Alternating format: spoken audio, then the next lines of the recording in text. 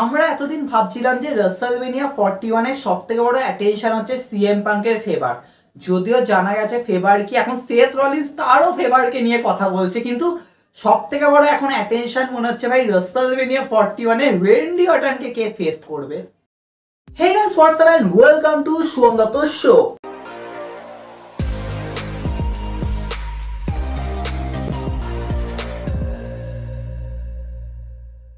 So guys, আমরা already road to WrestleMania 41 কে তো ফিল করা শুরু করে দিয়েছি। প্রত্যেকটা ম্যাচকে আমরা ডিটেলসে অ্যানালিসিস করেছি। তোমরা রোড টু রাসেলমেনিয়া 41 প্লেলিস্টে গেলেই দেখতে পাবে। কিন্তু একটা ম্যাচ দেখো, সত্যি বলতে গেলে হ্যাঁ আমি চেয়েছিলাম যে জন সিনা রেন্ডি অর্টনের ম্যাচ এবছর রাসেলমেনিয়ায় হোক, হচ্ছে না ঠিক আছে, কিন্তু এই ম্যাচটা সত্যি একটা হাইপ ছিল। নো ডাউট আমরা কেভিন ওভান্সকে সব থেকে বেশি অ্যাপ্রিসিয়েট করেছিলাম, কারণ উনি যেরকম ডেলিভার করেন উনি ডিজার্ভ করেন রাসেলমেনিয়া। ভাই এটা কেও মেনিয়া। আমরা স্টোন কোল্ড স্টিভ অস্টিনকে দেখেছি, আমরা ট্যাগ টিম ডিভিশনে একটা মানে কি বলবো, মানে ওটা তো আলাদাই লেভেলের মেন ইভেন্টকে ফিল করেছি। কেভিন ওভান্স স্যামি জেনের তো ফিল এসছিল ভাই। কেভিন ওভান্স প্রত্যেক বছর রাসেলমেনিয়া যা ডেলিভার করে, কিন্তু কেভিন ওভান্সকে ফেস করতে হচ্ছে একটা সার্জারি। আমার তো মনে হচ্ছে ভাই কেভিন ওভান্স হয়তো পরের বছর রাসেলমেনিয়ার আগে তো আসবে বলে মনে হচ্ছে না, কারণ এটা কিন্তু খুবই ভাইটাল। আমরা প্রচুর সুপারস্টারদের দেখেছি তারা কত লম্বা ব্রেক নিয়ে নেয়।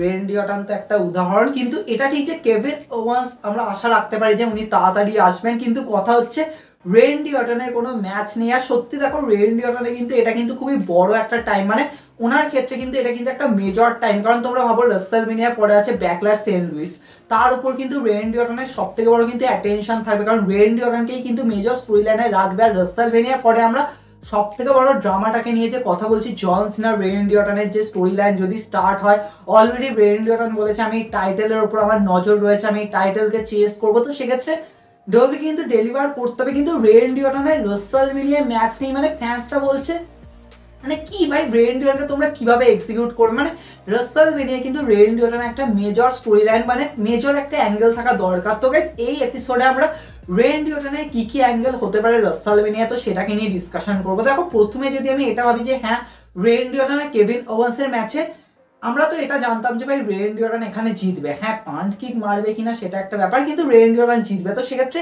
এমন কাউকে রেন্ডি অর্টনের সামনে যদি আনা হয় যার দ্বারা রেন্ডি অর্টন একটা ম্যাচ জিতবে, মানে ভিক্টরি পাবে, তো সেক্ষেত্রে মনে হয় যে হ্যাঁ কোনো একজন সুপারস্টারকে তোমরা আনতেই পারো। তো সেক্ষেত্রে সত্যি তাহলে রেন্ডি অর্টনের নিক অডিসের ম্যাচ হবে। দেখো এটা ঠিক যে এই ম্যাচটার কি সত্যি মানে কি লজিক আছে মানে এই ম্যাচটা করার, যে হ্যাঁ তুমি আর কেউ খেয়েছো বলে তুমি চলে আসলে, মানে এটা কোনো মানে দাঁড়ায় না নাকি? সত্যি এখানে মানে একটা অন্য স্টোরি লাইন হতে পারে। দেখো আমার তো মনে হচ্ছে না যে ভাই রেন্ডি অর্টনের নিক অডিসের স্টোরি লাইন তারপরে কি এক্সিকিউট হবে, কিন্তু এটা ঠিক যে নিক অডিস হয়তো রেন্ডি অর্টনকে বললো যে তোকে আমি সাসপেন্ড করে দিলাম, তুই রাসেলমেনিয়ায় কোনো ম্যাচ পেলি না। এটা একটা লজিক থাকতে পারে কেন রেন্ডি অর্টন রাসেলমেনিয়া থাকবেই না, মানে এটা সব থেকে বেকার মনে হবে, কিন্তু হতেই পারে এটা এক্সিকিউট হলো।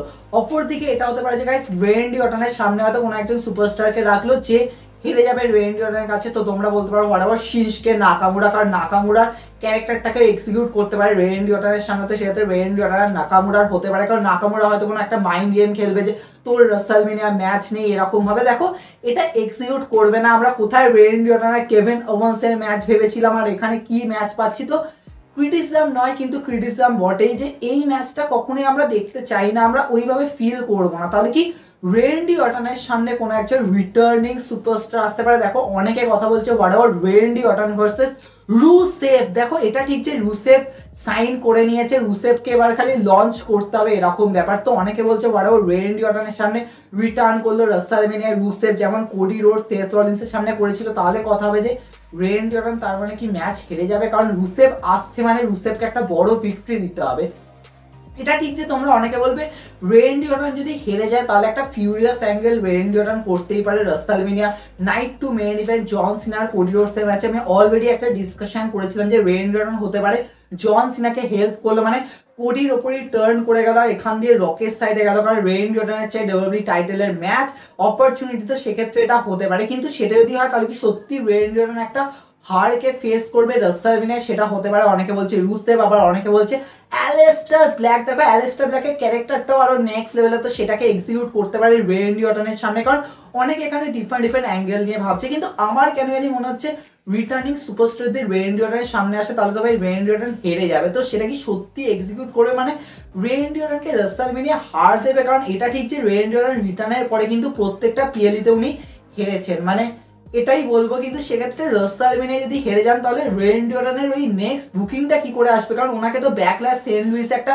মেজর স্টোরি লাইনে রাখতে হবে। তাহলে কি এরকম হবে যে যেহেতু রেন্ডি অর্টনের কোনো ম্যাচ নেই তাহলে এখান দিয়ে অফিসিয়াল করে দেবে যে রেন্ডি অর্টন রাসেলমেনিয়ার পরে মানে ব্যাকল্যাশ সেন্ট লুইসে উনি একটা নাম্বার ওয়ান কন্টেন্ডার, মানে নাম্বার ওয়ান কন্টেন্ডার অফিসিয়াল হয়ে মানে ওইভাবে অ্যানাউন্স হয়ে যাবে যে রেন্ডি অর্টন রাসেলমেনিয়ার পরে ব্যাকল্যাশ সেন্ট লুইসের চ্যাম্পিয়নকে ফেস করবে। দেখো এটা কিন্তু ক্রেজি হতে পারে যে রেন্ডি অর্টনকে অলরেডি নাম্বার ওয়ান কন্টেন্ডার মানে ডিক্লেয়ার করবে। দেখো এটা অনেকে বলবে যে এটা কি করে এক্সিকিউট হতে পারে, নাকি রেন্ডি অর্টনকে কোনো একটা ম্যাচে ঢোকাবে যেটা একটা নাম্বার ওয়ান কন্টেন্ডারের ম্যাচ হবে, যে জিতবে সে ব্যাকল্যাশ সেন্ট লুইসে ডব্লিউডব্লিউ চ্যাম্পিয়নকে ফেস করবে। দেখো চ্যাম্পিয়ন কোডি থাকছে নাকি জন সিনা হচ্ছে সেটা একটা বড় ব্যাপার। যদিও তোমরা বলবে যে রেন্ডি অর্টন তো অলরেডি কোডিকে বলেছে যে আমি এই টাইটেলের জন্য আসবো, তাহলে তো অফিসিয়াল মানে অবভিয়াসলি ওটাকেই অফিসিয়াল করতে পারে। কিন্তু এখানে রেন্ডি অর্টনের দরকার একটা ম্যাচ, তাহলে সেক্ষেত্রে এটা হতে পারে যে হয়তো রেন্ডি অর্টনকে কোনো একটা নাম্বার ওয়ান কন্টেন্ডারের ম্যাচে ঢোকালে। এবার তোমরা বলবে তাহলে সেই ম্যাচটা কি হবে? দেখো এটা ভাবা যেতে পারে যে যেহেতু ডেমিয়ান প্রিস্ট আর ড্রিউ ম্যাকিন্টায়ারের ম্যাচকে অনেকে ক্রিটিসাইজ করছে, সেক্ষেত্রে এটাকে একটা ট্রিপল থ্রেট ম্যাচে কনভার্ট করা হবে। সেখান দিয়ে যে উইনার হবে সে কোডিকে মানে ডব্লিউডব্লিউ চ্যাম্পিয়নকে, এখন কোডি আর জন সিনার মধ্যে কে হবে সেটা তো আলাদা ব্যাপার, তো সেক্ষেত্রে ডব্লিউডব্লিউ চ্যাম্পিয়নশিপের ম্যাচ পাবে ব্যাকল্যাশ সেন্ট লুইস। দেখো এটা কিন্তু হতে পারে, সেক্ষেত্রে হয়তো এই ট্রিপল থ্রেট ম্যাচে উইনার বেরোলো রেন্ডি অর্টন আর সেখান দিয়ে ড্রিউ আর ডেমিয়ান প্রিস্টের স্টোরি লাইন স্টিল কন্টিনিউ হচ্ছে। তারপরে সেক্ষেত্রে দেখো এটা হতে পারে। এবার তোমরা বলবে ড্রিউ আর ডেমিয়ান প্রিস্টের পুরো স্টোরি লাইন কিন্তু পুরো রাসেলমেনিয়ার ফিল দিচ্ছে, তাহলে এখানে রেন্ডি অর্টনকে ঢুকিয়ে পুরো ম্যাচকে ঘোরানোর কোনো মানে হয় না। তাহলে রেন্ডি অর্টনের তো তাহলে ভাই মনে হচ্ছে কোনো ম্যাচ নেই, আইদার ভাই কোনো রিটার্নিং সুপারস্টার নিক অর্ডিসকে তো ভাই মনে হচ্ছে না, মানে ওটা হলে মানে প্রচুর মানে কি বলবো মানে বারবার আর কেউ খাচ্ছে। হ্যাঁ ওনারও একটা সম্মান আছে, তা বলে এটা নয় যে আপনি পুরো ম্যাচে চলে যাবেন যে ম্যাচটার কোনো সিচুয়েশন মানে ফিল আসছে না ওরা, মানে ফিল কি বলবো যেটা কানেকশনই নেই, তাহলে এটা কি সত্যি হবে? এটা একটা বড় ব্যাপার। তবে তোমাদের কি মনে হয় রেন্ডি অর্টন কাকে ফেস করবে? দেখো এটা ঠিক যে যদি কোনো ম্যাচ না থাকে তাহলে আইদার তো রেন্ডি অর্টন এটাই বলবে যে আমার রাসেলমেনিয়ার ম্যাচ নেই কিন্তু আমি ব্যাকল্যাশ সেন্ট লুইসে চ্যাম্পিয়নকে ফেস করবো, এটা অথবা সত্যি হয়তো ডব্লিউডব্লিউ এইভাবেই ডিক্লেয়ার করলো, নয়তো রেন্ডি অর্টন হয়তো নাইট টু মেইন ইভেন্টে কোনো একটা ধামাকা করলো। এখন সেটা কি হবে সেটাকে নিয়ে আমরা পরে ডিসকাশন করব। হ্যাঁ আজকে অনেক ডিসকাশন হবে, অনেক কিছু আসবে, দেখা হবে নেক্সট এপিসোডে।